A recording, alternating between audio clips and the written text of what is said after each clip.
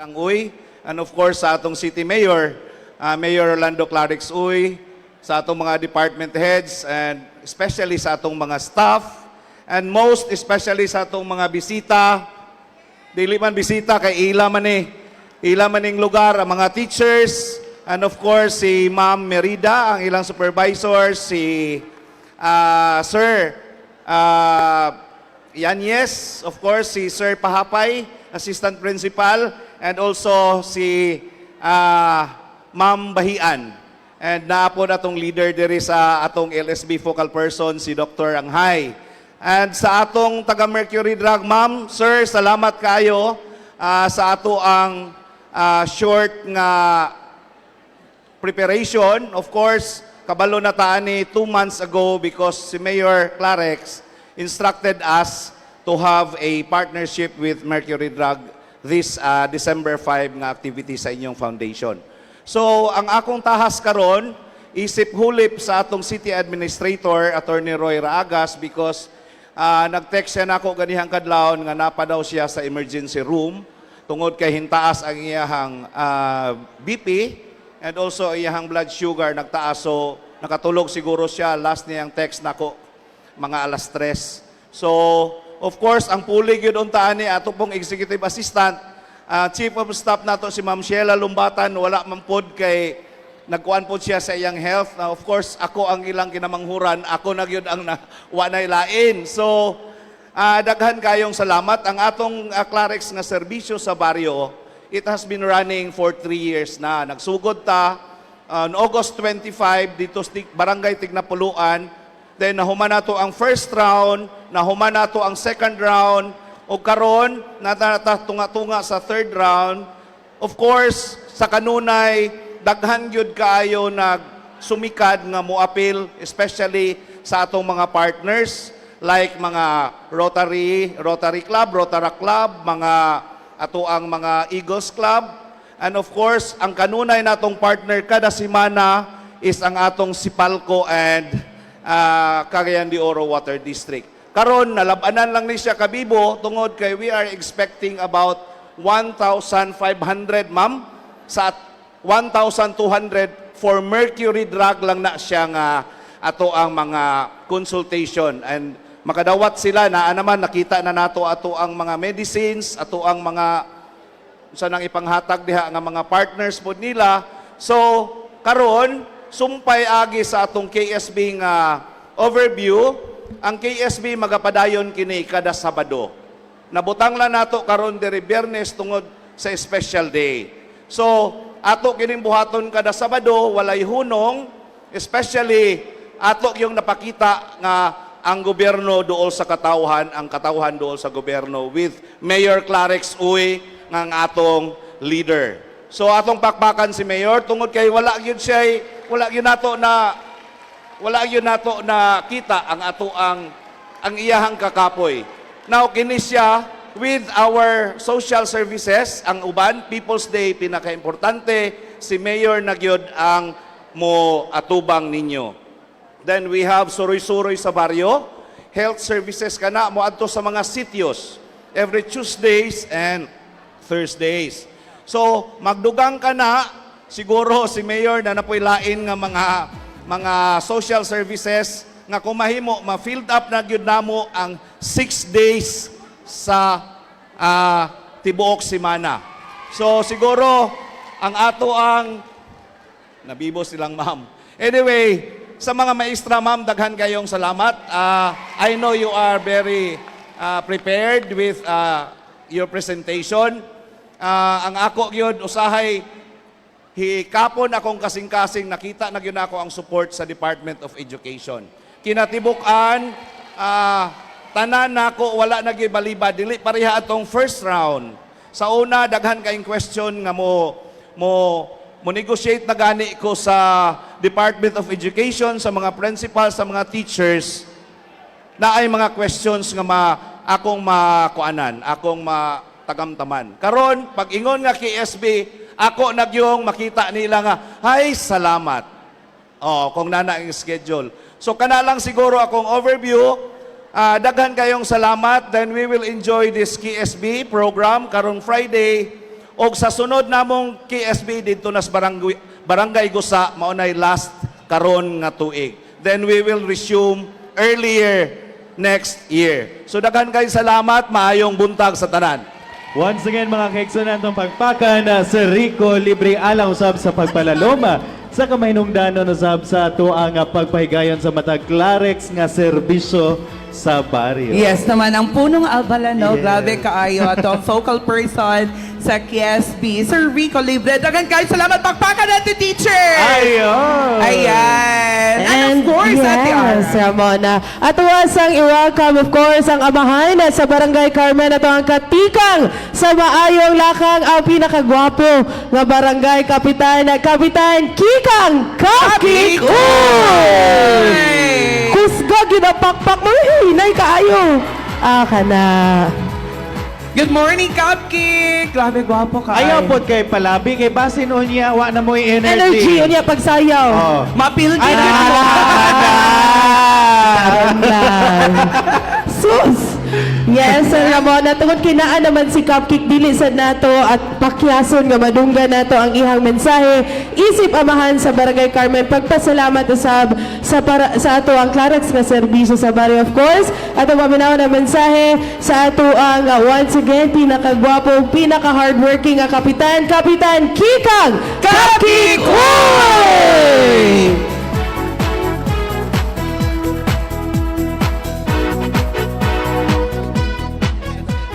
Mayong buntag sa tanan. Advance happy Merry Christmas in advance, Happy New Year to all. Kay since nga taas kayang holiday kaning Christmas season.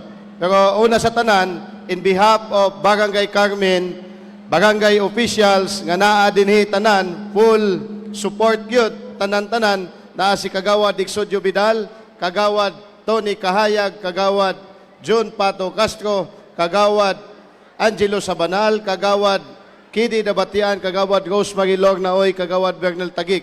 Tanan gyud, and in behalf of the people of Barangay Carmen, dako kay namog pasalamat sa local government unit headed by walay lain ang mamao Mayor Rolando Clarixoy. Atong pakpakan mga igsoon ay since og sa tanan nga mga department heads for men and women behind anaa nining maong Clarix nga serbisyo sa baryo, well, matagaag tsansa ang uban nga nagdahom nga walay lain rekurso nga kita nga mapangayuag tabang kundili ang gobyerno mga igsoon. Og di po nato kalimtan nga naa po dinhi mismo ang atong partner og di ni maglahutay kung wala po kini sa suporta sa Mercury Drug mga igsoon. Ato pong pakpakan. So naagyod buhong itagtambal ani karon. No, salamat kay sa Mercury Drug og uban anaa po dili po ni magbungahon nga magmasadyaon kagong buntaga. No?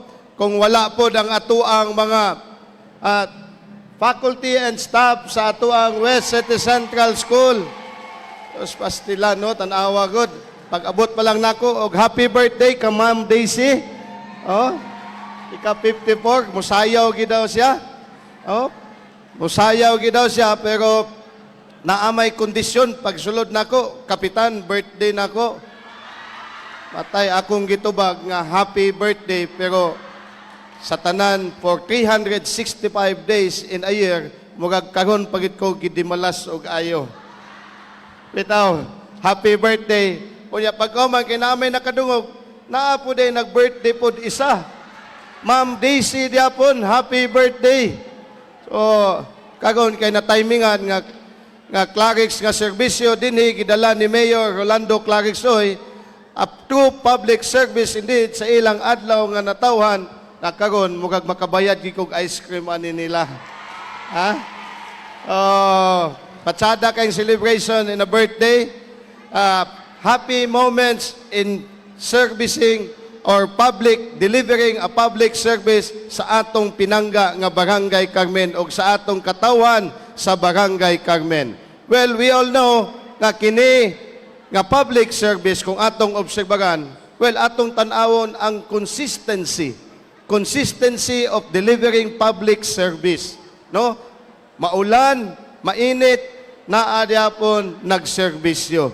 Ana ay bagyo o wala, ana diapon nagserbisyo. Ana ay eleksyon o wala, ana diapon nagserbisyo. So, ang consistent sa pagdala sa serbisyo sa katawhan sa nagkalain-lain nga barangay, well, diha ka nato makita walay lain gipanguluhan sa atong Mayor Rolando Clarix oy mga igsoon. O kini ang Clarix nga serbisyo as I observe nga mao kini naghatag og paglaom labi na sa katong dili makagahom when it comes to public service. Panglawas, pagpalit og tambal, well kanato makahaya man nato og palit any time of the day. Pero dili gid nato kalikayan nga naagyoy uban nato nga mga igsuon nga mao na lang ning naghatag og paglaom kanila. Makaya manggaling o di manggaling makaya, pero at least anaa ang local government headed by Mayor Rolando Clarix oy nga naghatag og higayon ngadto kanila mga igsuon.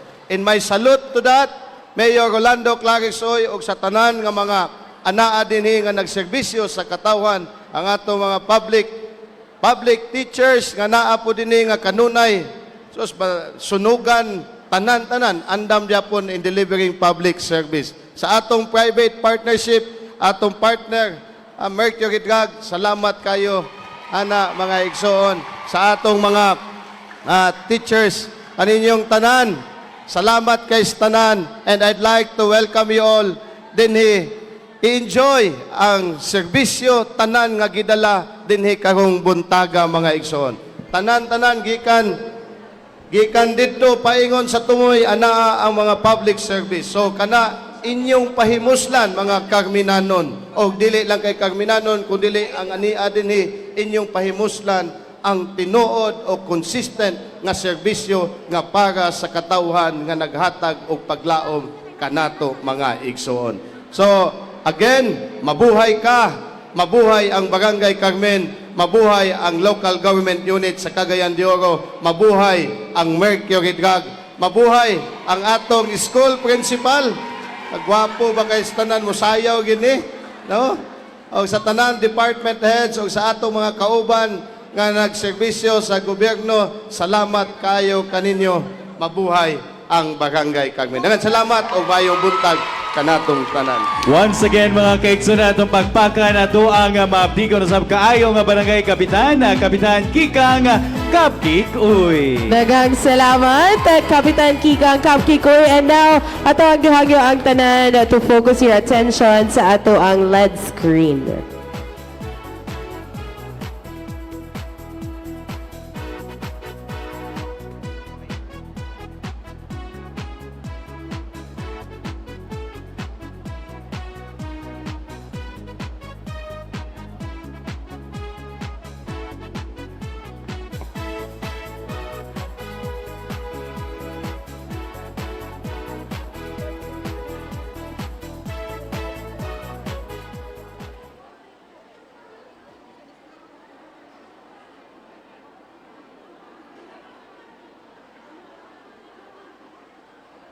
Mercury Drug Foundation, the corporate social responsibility arm of Mercury Drug Corporation, has been at the forefront of serving communities across the Philippines through impactful programs in health, education, and disaster response.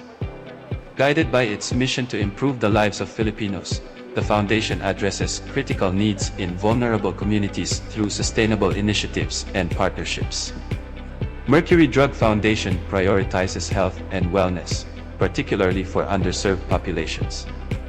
It implements various programs to ensure access to essential healthcare services and medicines. Some notable initiatives include free medical clinics, health and wellness awareness, medicine assistance, feeding programs, and providing safe and easy access to clean potable water in waterless communities. Understanding the vital role of education in shaping lives, Mercury Drug Foundation supports programs that foster learning and academic excellence.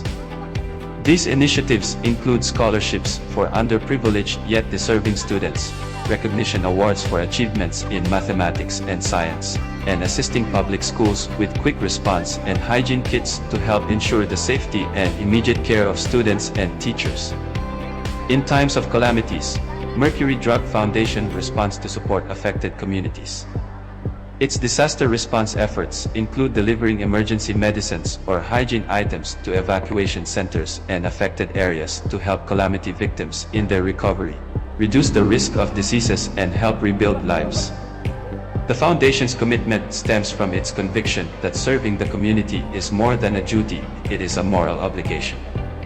Through its efforts to promote health, education, and disaster resilience, Mercury Drug Foundation continues to make a meaningful difference in the lives of Filipinos, one community at a time. Mercury Drug Foundation, the corporate social responsibility arm of Yes, mga kauban, mao kato ang overview sa ato ang Operation Bigay Lunas. And now, mga kauban, for her message of support, atong pakpakan the Mercury Drug Foundation Incorporated District Supervisor, ladies and gentlemen, Ma'am Lourdes Abilita.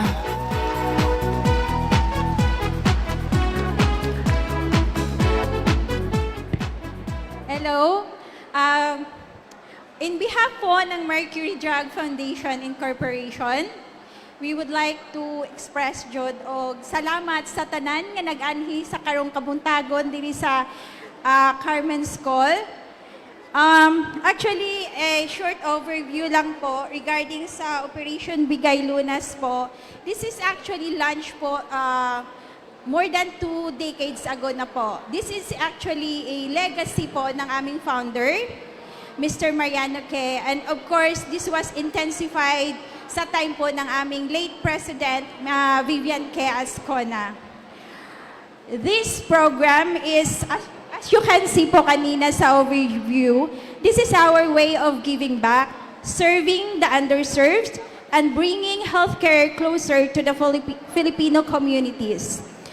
To date, actually po yung Operation Bigay Lunas was already reached more than 2.6 million Filipinos, and we are committed to continuing this mission. This year actually marks our 80th anniversary, and as part of our celebration, the foundation is trying to reach 80 sites nationwide. So actually, traditionally po, yung OBL po namin is nangyayari during March 1 po, during our anniversary. So ngayong year lang po is nagkakaroon po ng ibang schedule.